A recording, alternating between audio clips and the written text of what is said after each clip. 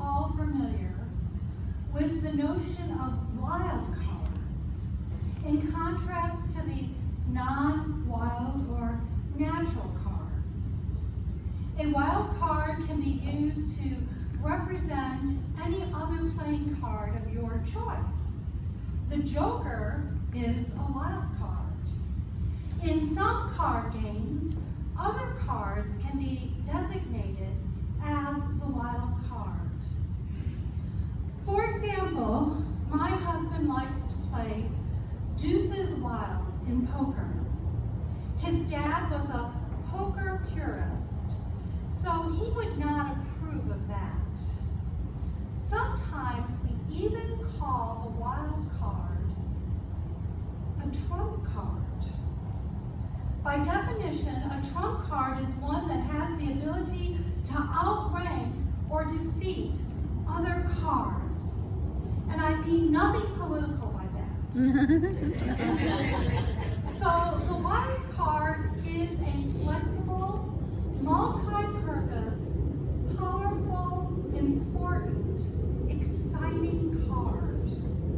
When one pops up in our hand, a few feel-good hormones surge through our brains. It's like smelling chocolate chip cookies baking in the oven.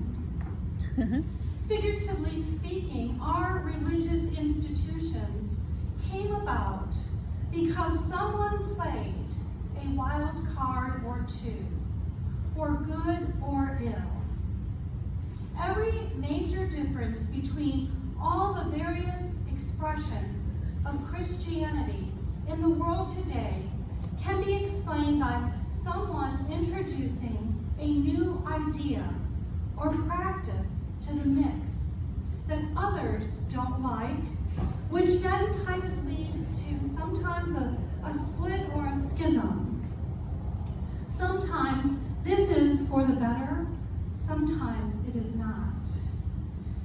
As a woman priest, I am part of the wild card of women in ministry. When the first Catholic women were ordained in 2002 on the Danube River, the Vatican did not approve of us playing in the same game as the men. So we were just tossed into the discard pile. As an independent Catholic church, you have played some wild cards that the Roman Catholic Church did not accept either. Specifically, the card of inclusiveness.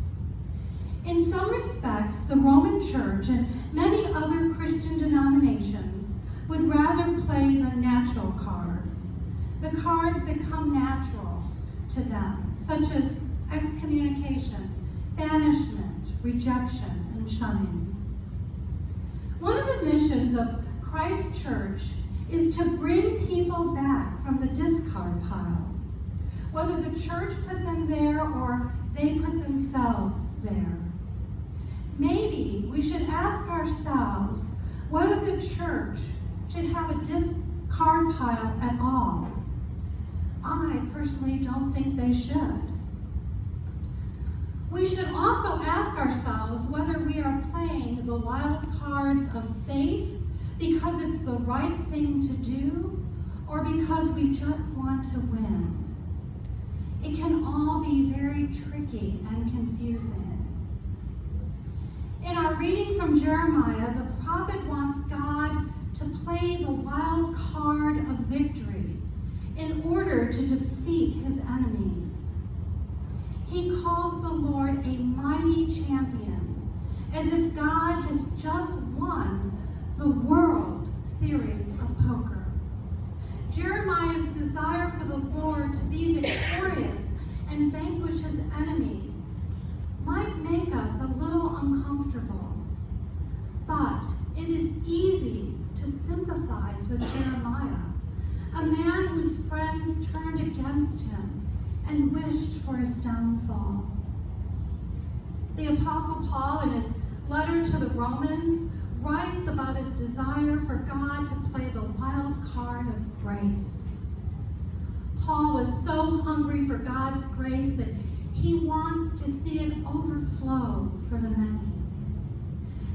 desire to see God's grace overflowing in people's lives is not a card that's played very often in our divisive and hyper-partisan, hate-filled culture, but it really should be.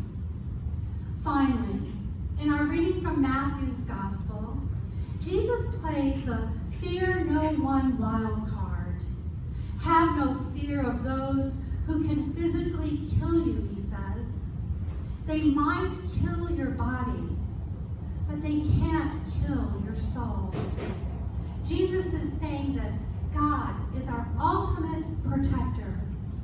That's also a card that's not played very often in our overly fearful culture, a weaponized culture obsessed with safety concerns and security systems. But it should be.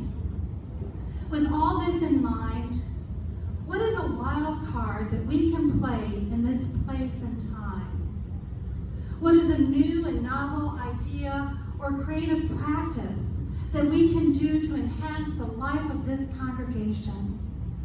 What can we do that would be flexible, multi-purpose, powerful, important, and exciting? What can we do that would distinguish us in a faithful way from the norms of society, hence the word wild?